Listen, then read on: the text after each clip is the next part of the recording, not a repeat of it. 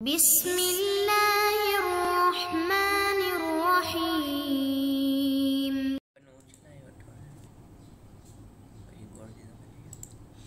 اعوذ باللہ من الشیطان الرجیم بسم اللہ الرحمن الرحیم وبہ نستعین۔ الحمدللہ ہماری گفتگو کفایت الاصول کے حصے سوم میں ہے، اور حصے سوم میں بھی پھر خاتمہ میں تقلید کی بحث میں ہم پہنچے۔ تو تقلید کی لفظی وضاحت پیش کی گئی، اور تقلید کے لیے ادلہ میں سے ہم نے کہا سب سے اہم دلیل جو ہے وہ اس کا فطری ہونا ہے، اور آیات جو بیان کی گئی ہیں وہ تقلید کے لیے دلیل نہیں بن سکتی، اور اسی طریقے سے جو ہے اجماع بھی تقلید کے لیے دلیل نہیں بن سکتا۔ اب دیکھتے ہیں کہ اخبار تقلید کے لیے دلیل بن سکتی ہیں یا اخبار تقلید کے لیے دلیل نہیں بن سکتی۔ کہتے ہیں اخبار کچھ ایسی ہیں جو یا تو دلالت مطابقی کے ساتھ یا جو دلالت التزامی کے ساتھ وہ جواز تقلید پر دلالت کرتی ہیں۔ مثلا بعض احادیث ایسی ہیں جو کہتی ہیں آپ پر واجب ہے کہ علماء کے قول کی پیروی کریں۔ بعض احادیث ایسی ہیں جو کہتی ہیں فَلِلْعَوَامِ أَنْ يُقَلِّدُوهُ، عوام کے لیے ضروری ہے کہ جس مجتہد میں یہ شرائط پائے جائیں اس کی تقلید کریں۔ بعض احادیث ایسی ہیں جو کہتی ہیں کہ جائز ہے کہ علماء فتویٰ دیں۔ فتویٰ دینے کا مطلب کیا ہے؟ یعنی دوسرے فتویٰ مانیں۔ اور اسی طریقے سے جو ہے کیا ہے کچھ احادیث ہیں جو کہتے ہیں بغیر علم کے فتویٰ نہیں دے سکتے۔ خوب، تو یہ تو ایسی ہیں جو مفہوماً دلالت کر رہی تھیں کہ آپ تقلید کریں۔ کچھ منطوقاً دلالت کرتی ہیں۔ مثلا امام علیہ السلام نے فرمایا کہ بہتر ہے کہ اس جیسے میرے صحابی بیٹھیں اور وہ حلال اور حرام کی فتویٰ دیں۔ تو اب اس قسم کی جو ہے کہ روایات سے معلوم ہوتا ہے کہ تقلید کرنا جائز ہے۔ اگر تقلید کرنا جائز نہیں ہوتا تو ائمہ معصومین جو ہے کہ افتاء کا لفظ نہیں کہتے اپنے صحابہ کے لیے، بلکہ وہ کہتے کہ یہ ہماری فتویٰ نقل کر سکتے ہیں۔ بس امام علیہ السلام کا یہ کہنا کہ اس جیسا بندہ مسجد میں بیٹھ کے حلال اور حرام کی فتویٰ دے، یعنی کہ وہ تقلید کے جواز کے بارے میں ہمیں فرما رہے ہیں۔ تو ابھی ہم چلتے ہیں عبارت کی طرف۔ لا بأس، کوئی اعتراض نہیں ہے، بدلالت الاخبار علیہ، کہ احادیث دلالت کرتی ہیں علیہ جواز تقلید پر، بالمطابقت، یا تو دلالت مطابقی کے ساتھ، او الملازمت، یا دلالت التزامی کے ساتھ۔ اب ان روایات کو جو ہے کیا ہے کچھ علماء نے بیان بھی کیا ہے، لیکن ہم تو کفایہ کی عبارت پڑھتے ہیں، حیث دل بعضها، جبکہ بعض اخبار دلالت کرتی ہیں علی وجوب اتباع قول العلماء، کہ آپ لوگوں پر واجب ہے کہ علماء کی بات مانیں۔ مثلا ایک امام علیہ السلام کی حدیث ہے، ایک شخص کا نام ہے غالباً شعیب، کہ بھائی علیک بالاسدی، تم پر لازم ہے کہ تم اسدی کی بات مانو۔ اسدی سے مراد جو ہے جناب ابو بصیر ہیں۔ یا کہیں اور ہم دیکھتے ہیں کہ حدیث غالباً امام رضا علیہ السلام سے ہے کہ انہوں نے ایک شخص کو کہا جس کا نام تھا علی ابن مسیب، اس کو کیا فرمایا امام علیہ السلام نے؟ امام نے فرمایا کہ آپ فلاں سے دین حاصل کریں، کیونکہ راوی نے یہ پوچھا تھا اے امام میں تو آپ تک نہیں پہنچ سکتا ہوں۔ تو اس طریقے سے پتہ چلتا ہے کہ علماء کے قول کی پیروی کرنے کا ائمہ نے کہا ہے۔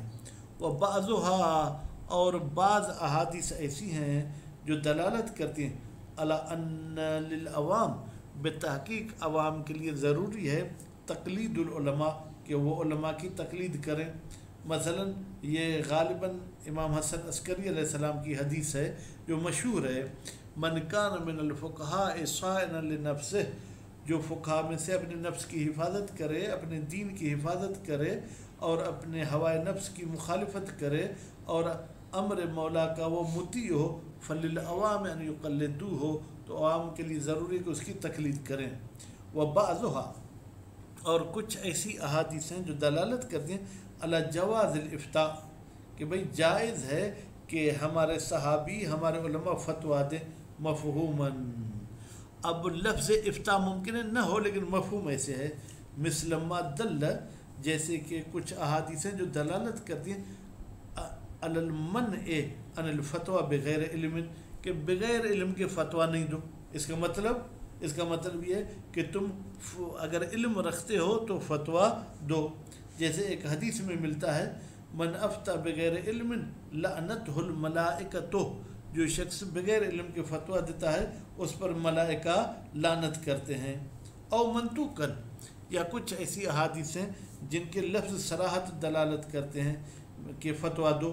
مثل ما دل علی اظہارہ علیہ السلام، جیسے کہ وہ حدیث جو دلالت کرتی ہے کہ امام علیہ السلام نے اظہار کیا تھا کس کا؟ المحبت، محبت کا. کون سی محبت؟ لأن یرا فی اصحابہ، یا لأن یرا کہ امام دیکھے اپنے اصحاب میں من یفت الناس بالحلال والحرام، کہ کوئی ایسا میرا صحابی ہو جو لوگوں کو حلال اور حرام کی فتویٰ دے. جیسے کہ امام علیہ السلام کا ابان بن تغلب کے بارے میں یہ خطاب ہے، اجلس فی مسجد المدینہ، تو مدینہ کی مسجد میں بیٹھ جا، وافت الناس، اور لوگوں کو فتویٰ سنا. فانی احب ان یرا فی شیعتی مثلک، میں چاہتا ہوں کہ میرے شیعوں میں تجھ جیسے دیکھے جائیں. تو اب یہ بھی ایسی ہے کہ امام نے صراحتاً کا فتویٰ دو. لا یقال، فرماتے یہ اعتراض نہ کیا جائے ان مجرد اظہار الفتویٰ، بالتحقیق صرف فتویٰ کا اظہار کرنا، فتویٰ دینا للغیر، غیر کے سامنے، لا يدل، یہ دلالت نہیں کرتا علی جواز اخذہ، کہ اس فتویٰ کو لینا جائز ہے، و اتباعہ، اور اس فتویٰ کی پیروی کرنا بھی جائز ہے. کہتے ہیں ایسا کوئی اعتراض اگر کرے فإنہ یقال، بالتحقیق اس کو جواب دیا جائے گا ان الملازمۃ العرفیہ، بھائی ملازمہ عقلی ہو یا نہ ہو، ملازمہ عرفی تو جب امام کہتے ہیں مجھے خوشی ہوتی ہے کہ تم فتویٰ دو، اور آپ کہتے ہیں سامنے والے کے لیے لینا جائز نہیں، پھر فتویٰ دینے کا فائدہ ہو. بین جواز الافتاء، کہتے ہیں کہ عرف کہتا ہے کہ فتویٰ دینا جائز ہے، و جواز اتباعہ، اور جو فتویٰ پوچھتا ہے اس کے لیے جائز ہے کہ اس فتویٰ کی جو ہے کیا ہے وہ پیروی بھی کرے. واضحۃ، یہ ملازمہ بالکل واضح ہے. وہذا غیر وجوب اظہار الحق والواقع، پھر یہ بھی گویا کہ ایک اعتراض ہے.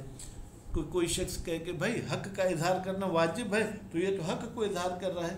کہتے ہیں ہذا، یہ فتویٰ دینا جناب اظہار حق اور اظہار واقع کے وجوب والی بات نہیں ہے. کیوں؟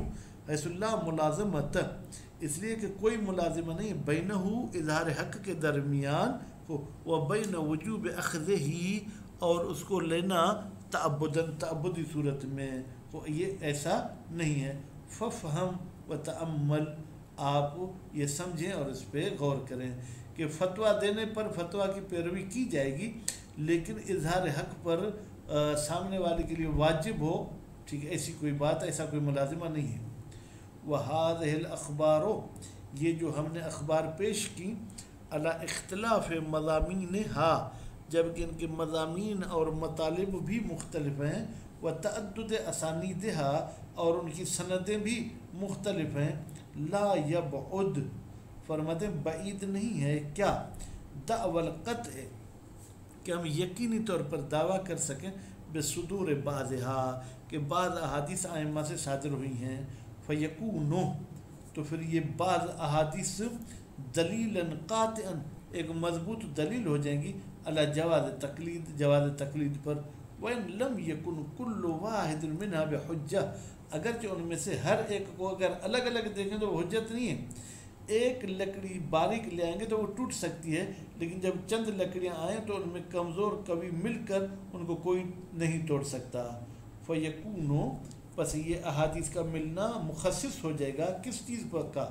لما دل، ان ادلہ کا جو دلالت کرتے ہیں علی عدم جواز اتباع غیر العلم، کہ آپ علم کے علاوہ کسی دوسری چیز کی پیروی نہیں کریں. وذم، اور وہ دلیل جو دلالت کرتے ہیں کہ آپ کی مذمت کی گئی ہے तकलीद पर मिनल आयात व रिवायात, आयात में और रिवायत में हम उनको कहेंगे वाकई मुज़म्मत है तकलीद की, लेकिन ये अहादीस सब मिलकर मुखस्सिस बन रही हैं और फिर तकलीद की मुज़म्मत नहीं होगी फुरूए दीन में। क़ाल अल्लाह तआला, जैसे कि अल्लाह ताला ने फरमाया है, ला तकफ़ो, तुम नहीं ठहरो, मा लैसा लक बिही इल्म। इसका लफ्ज़ी तर्जुमा तो ये हुआ कि जिसका इल्म नहीं उसका नहीं ठहरो, यानी उस बात को कबूल नहीं करो। और अल्लाह ताला का एक और कौल है, इन्ना वजदना आबाअना, हमने अपने आबा व अजदाद को पाया था इस बात पर, व इन्ना ला आसार मुक्तदून, और हम अपने आबा व अजदाद के आसार की पैरवी करते हैं। कहते इसकी तो मुज़म्मत की गई है। हम कहेंगे तकलीद अपने आबा के आसार की पैरवी करना नहीं है। मा एहतमाल, जबकि हम ये भी एहतमाल दे रहे हैं कि अन्नज़म्म बेतहक़ीक़ ये मुज़म्मत इन्नमा कान ला तकलीदहिम लिल जाहिल, ये इसलिए उनकी मुज़म्मत की गई है कि वो जाहिल की तकलीद करते थे, क्योंकि उनके आबा कोई इल्म तो नहीं रखते थे, बल्कि वो जो है तअस्सुब और इस किस्म की बातें रखते थे, तो इसलिए उनकी जो है क्या वो मुज़म्मत की गई है। और फिल उसूल एतकादिया, या हम कहें कि ये जो तकलीद की मुज़म्मत है ये उसूल एतकादिया और उसूल दीन में अगर कोई शख्स जो है क्या है तकलीद करता है तो उसकी मुज़म्मत की गई है। अल्लती, वो उसूल अकीदा, लाबुद्द फ़ीहा मिनल यकीन, जिसमें यकीन होना ज़रूरी है, वो ज़न के ज़रिए हासिल नहीं हो सकते हैं।